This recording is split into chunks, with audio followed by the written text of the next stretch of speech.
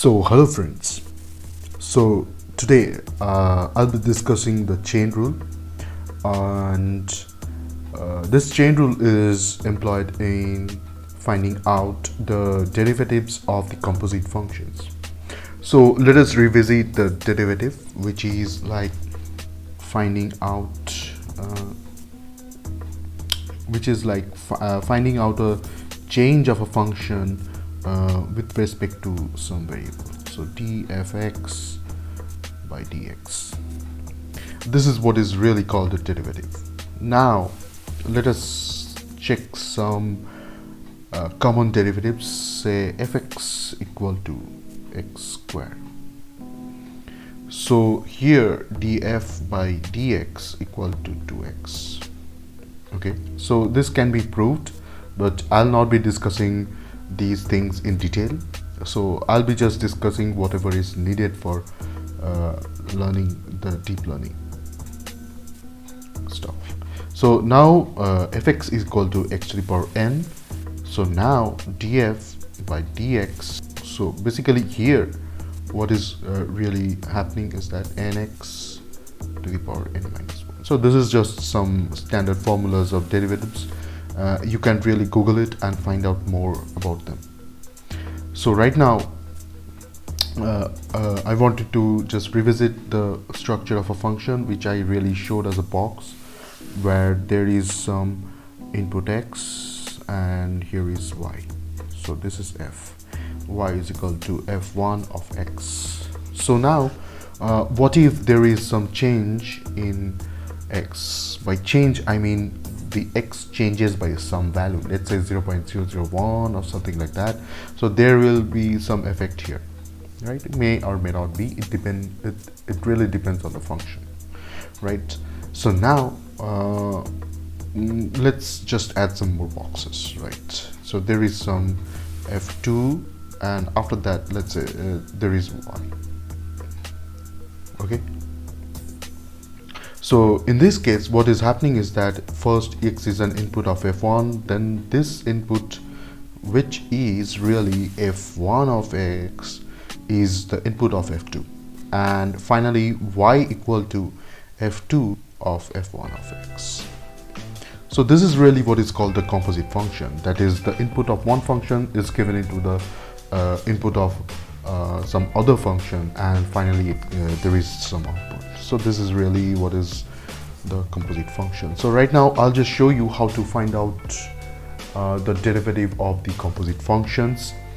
And let me first give you some intuition. Let's say there is x, this is f1, this is really f2, and this is y. So first we really need to see that if changing x, there will be some changes in f1x, right? And that change will accumulate into the f2x, and finally that change will be affected in output. Correct? So to really know what is the change of y with respect to x, we really need to know this thing. To really need to know this, we need to calculate the derivative of f1x also, and this is dependent on the change of x. So change of change of f2 of f1 of x is dependent on the change in f1 of x, and finally the change of f1 of x is really dependent on the change of x. So finally the formula actually comes out to be as, so dy by dx equal to really d of f2 of f1 of x by d of f1 of x multiplied by d of f1 of x by dx. So this is really what is the chain rule, and this is really simple. And so if there are some more boxes, let's say three boxes, and this is really what is x. So here d of y by dx equal to really d of f3 So this is really 3 2 1, and so I'm not really writing the f's here, so it is just implied. So d of f2 into d of f2 by d of f1, and finally d of f1 by dx. So this is what is really the chain rule is all about. So to know about the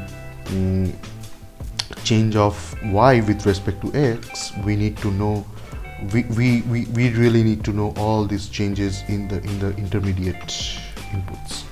So in the next lecture we'll be just implementing this code in Python, and this is what really is the backbone of backward pass in deep neural networks. So it is really super important to actually understand what is really happening in the chain rule, and it is really very much important to implement it in Python. So in the next lecture we'll be just implementing this code in Python, and let's roll on. So if you also really like this video, just put a thumbs up, or really and also subscribe my channel. Thank you.